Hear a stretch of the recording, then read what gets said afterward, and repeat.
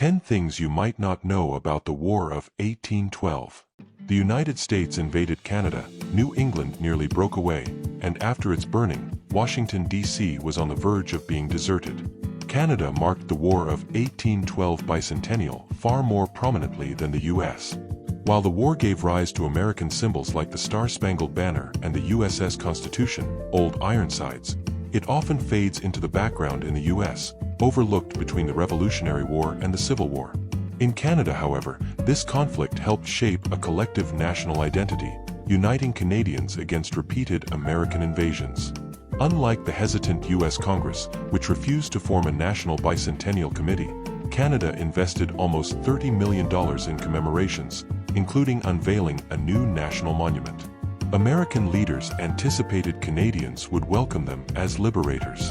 U.S. political and military figures believed invading Canada, a British colony with around 1/20th the American population and many settlers born in America, would be simple, as former President Thomas Jefferson suggested, just a matter of marching. Many Americans assumed Canadians desired to join the U.S. As Secretary of War William Eustis claimed, Canada could be taken without troops, just by sending officers to rally locals' discontent with British rule. Yet, instead of embracing the invaders, Canadians armed themselves and successfully resisted. The War of 1812 created a hero like Paul Revere, but she warned the British, not Americans. Laura Secord, a Massachusetts-born daughter of a Revolutionary War veteran, became a Canadian legend. On June 21, 1813, the 37-year-old wife of a Loyalist soldier overheard American plans to ambush a British position. With her husband ill, Secord traveled 20 miles through swamps and woods to alert British forces. This courageous act led to the Americans being defeated at the Battle of Beaver Dams. The Star-Spangled Banner's tune comes from an English drinking song. After enduring a brutal British bombardment, Baltimore's dawn on September 14, 1814, revealed the enormous American flag still flying over Fort McHenry. Inspired, lawyer Francis Scott Key wrote 4 verses titled Defense of Fort McHenry, which soon appeared as sheet music under the more poetic name The Star-Spangled Banner. Later named the national anthem in 1931, the lyrics were paired with a melody of To Anacreon in Heaven, a popular English drinking song that music experts believe Key envisioned when composing the words.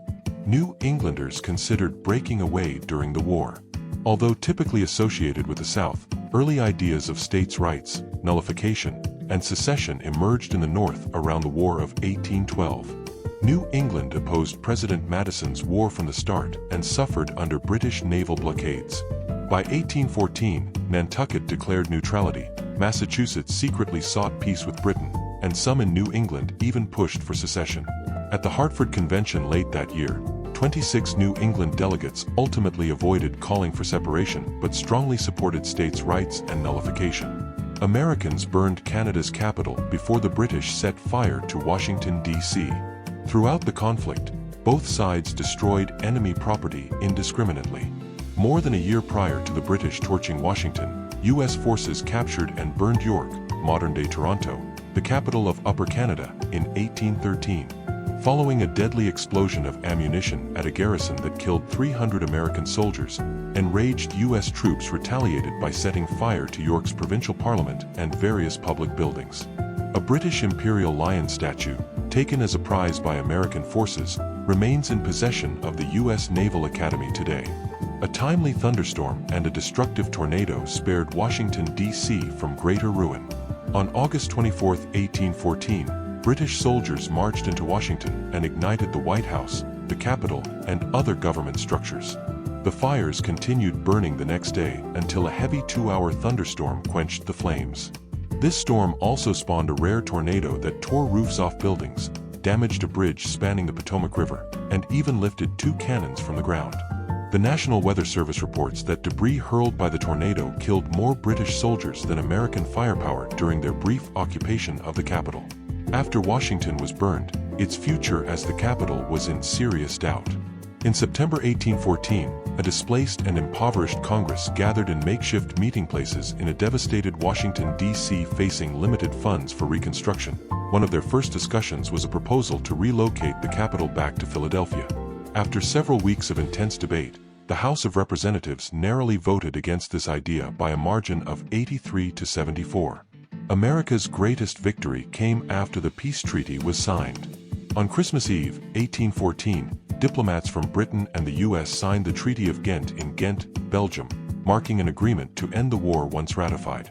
News of the treaty took weeks to reach the U.S. Meanwhile, on January 8, 1815, future President Andrew Jackson led a decisive win against British forces at the Battle of New Orleans. Although hostilities had officially ended, the war was not considered finished until President Madison signed the Senate-approved treaty on February 17, 1815. The outcome of the War of 1812 remains uncertain, though the losers are clear. In this sequel to the American Revolution, both sides essentially came out even, with the Treaty of Ghent restoring the situation to what it had been before the fighting. While the two nations saw little change, the Native American tribes suffered greatly. Having allied with the British to resist U.S. expansion, many tribes were left weakened and unsupported after the war, paving the way for extensive American expansion westward in the following decades.